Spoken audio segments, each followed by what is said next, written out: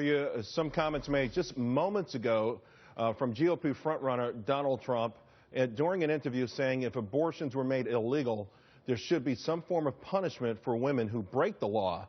And then just moments ago, the Trump campaign sending out a message to clarify things in its statement saying, if Congress were to pass legislation making abortion illegal and the federal courts upheld this legislation, or any state were permitted to ban abortion under state and federal law, the doctor or any other person performing this illegal act upon a woman would be held legally responsible, not the woman.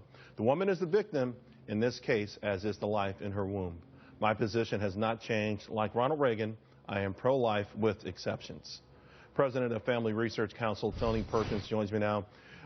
Tony, I got to tell you, back when during Reagan's run, these sort of social issues were extraordinarily important and helped to decide who would win the election. I'm not so sure even abortion, which obviously is important to conservatives, has the same sort of weight when it comes to picking the president anymore.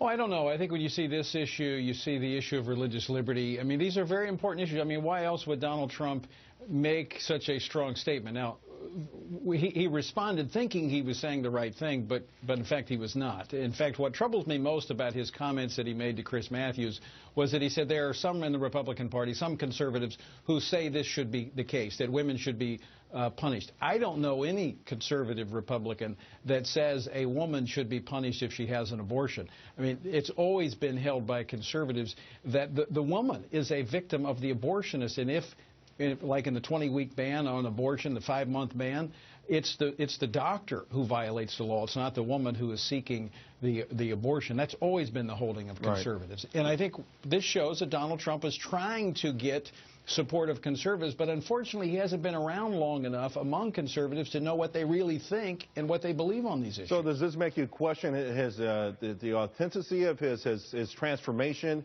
the evolution of Donald Trump, or is it just so new that he's not really as familiar with all the sort of bedrock beliefs and positions?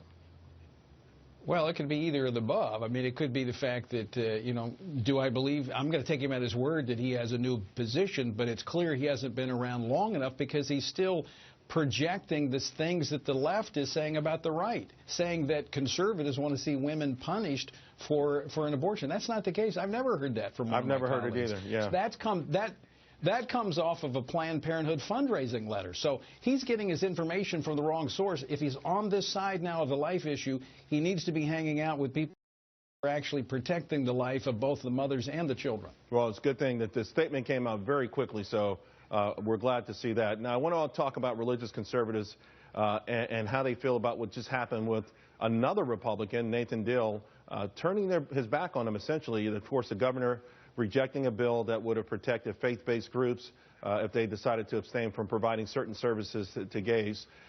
I'm framing this more as a victory for big business over Christians. How do you see it? Well, I think it is. I think the governor took the 30 pieces of the silver from big business. I mean, the entertainment industry, sports, saying, look, we're not going to come to your state if you protect religious liberty. Now, let me be very clear on this. This was a very narrow piece of legislation. In fact, it was so weak, we didn't even support it because it simply protected churches and some religious organizations from government prosecution or penalization for holding the view of natural marriage, something that the president had up until 3 years ago. So this did not provide for businesses to deny services or anything else. This had nothing to do with person-to-person relationship. Right. This had only kept the state from being used as a club to beat Christians into submission. So I think you're right. What happened here, just like we saw in Indiana with Governor Mike Pence a year ago, where they capitulated, they caved to big business when they came in. Here's the problem. You see what's happening with Mike Pence in Indiana. He's going to be in a tight general election and may lose his seat because he doesn't have a support base anymore. Because conservatives who hold religious liberty as one of the top values in their value set have no reason to support him anymore. Well, so I think politicians need to think twice. Tony, I know, and I think we're at this point in the country where conservatives probably going to have to dig in their heels as well. I really appreciate you spending time with us and hope you come back real soon.